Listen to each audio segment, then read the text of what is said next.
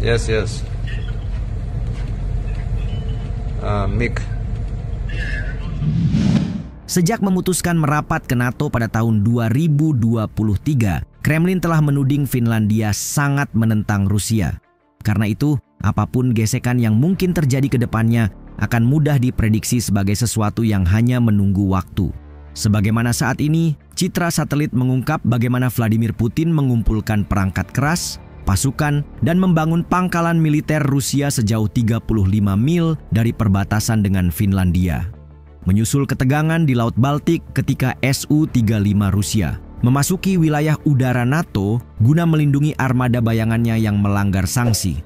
Lalu, bagaimana perkembangan yang menggambarkan pasukan Putin di wilayah utara NATO? Berikut rinciannya.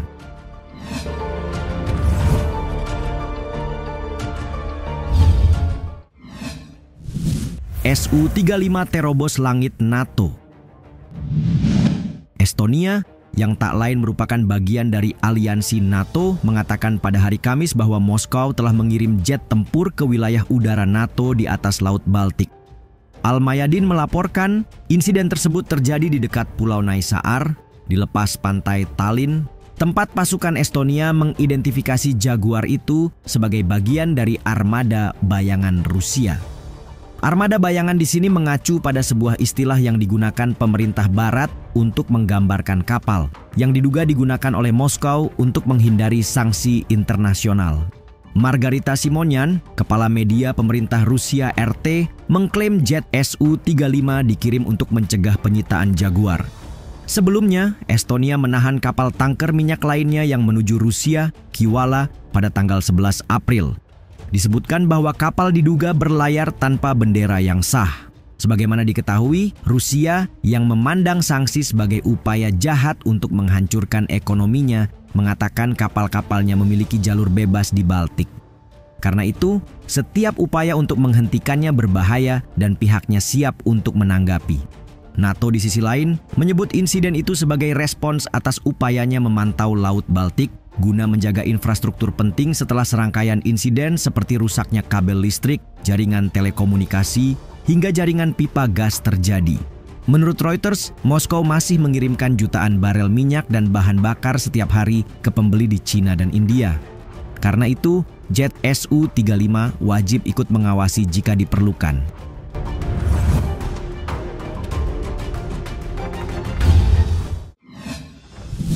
NATO merespon dengan patroli udara.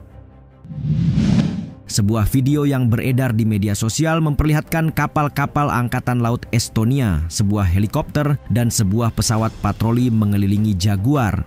Peristiwa ini digambarkan sebagai intervensi Estonia terhadap Rusia yang memperpanjang episode pertikaian antara Putin dan negara tetangganya di Eropa yang berkaitan dengan NATO.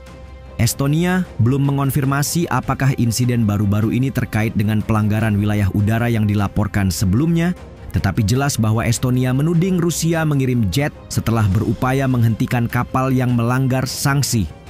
Sebagai tanggapan atas pengerahan jet oleh Rusia, NATO mengirim pesawat militer yang berbasis di Baltik untuk memantau situasi. Martin O'Donnell, juru bicara markas besar militer NATO, SHAPE, dalam sebuah keterangan menyebut, tindakan Rusia yang agresif tidak akan menghalangi kami untuk bertindak sesuai hukum internasional guna menjaga keamanan maritim, keselamatan, dan kebebasan navigasi. Sekretaris Jenderal NATO Mark Rutte dalam pidato yang dimuat kanal EU Debates kemudian mengonfirmasi pihaknya berada dalam kontak dengan Estonia untuk memastikan wilayah NATO yang aman.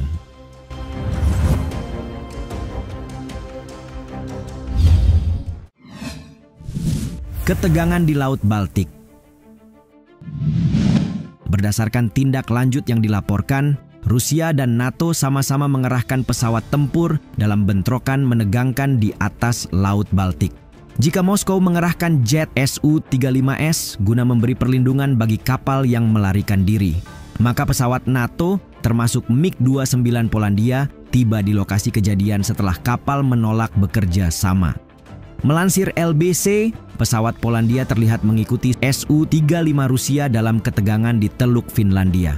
Sedang helikopter Estonia A-139 dan pesawat M-28 Skytrack juga mengitari kapal tersebut.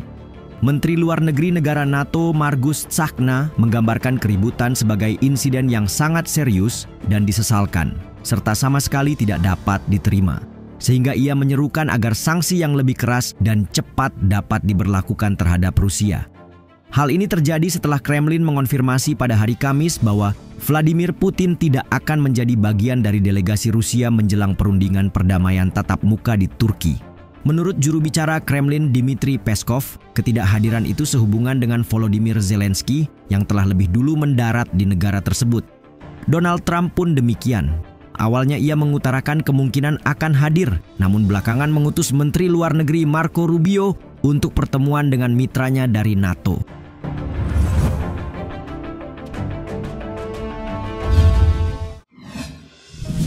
Puluhan ribu tentara di perbatasan NATO.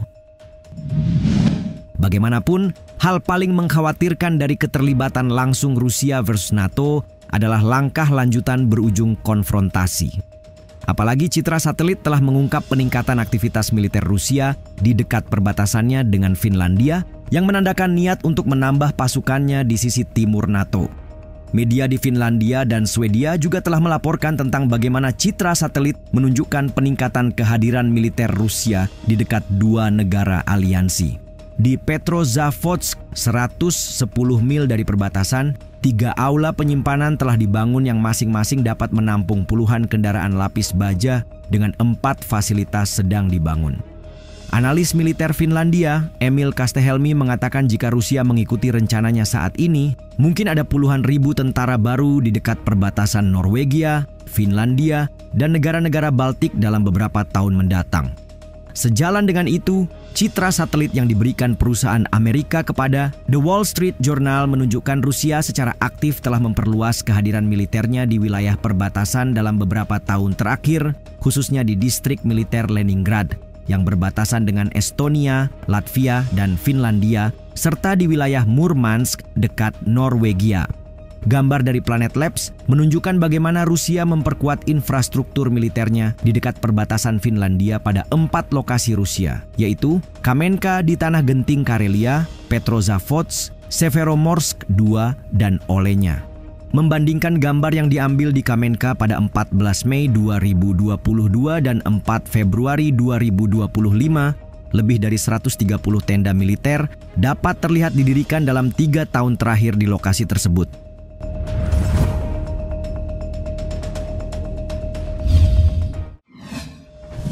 Ancaman serangan terhadap NATO. Politisi dan Badan Intelijen Barat telah berulang kali menyatakan kekhawatiran tentang niat agresif Rusia. Presiden Zelensky misalnya menekankan jika Ukraina kalah dalam perang dengan Rusia, maka yang demikian dapat memicu agresi Kremlin lebih lanjut terhadap negara-negara Baltik atau Polandia, berpotensi memicu konflik global antara NATO dan Rusia. Sejalan dengan itu, Mark Rutte juga menyebut Rusia sebagai ancaman jangka panjang bagi aliansi dalam pernyataan baru-baru ini. Menyoroti kapan kira-kira ancaman itu akan menjadi nyata, Institut Internasional untuk Studi Strategis (IISS) yang berpusat di London merilis laporan pada hari Rabu. Menyebut Moskow dapat menimbulkan tantangan militer yang signifikan bagi sekutu NATO, khususnya negara-negara Baltik paling cepat pada tahun 2027. Melansir Newsweek, lembaga pemikir itu mengatakan kemampuan Rusia untuk menantang aliansi akan bergantung pada 2 hal.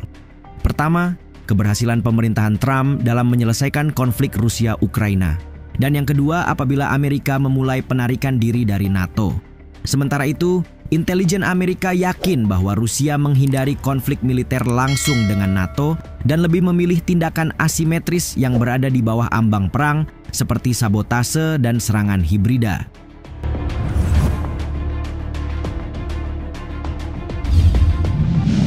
Dapat dikatakan bahwa ketegangan di Laut Baltik tak lebih dari keberlanjutan yang konsisten terkait pertikaian Rusia dan NATO di Eropa.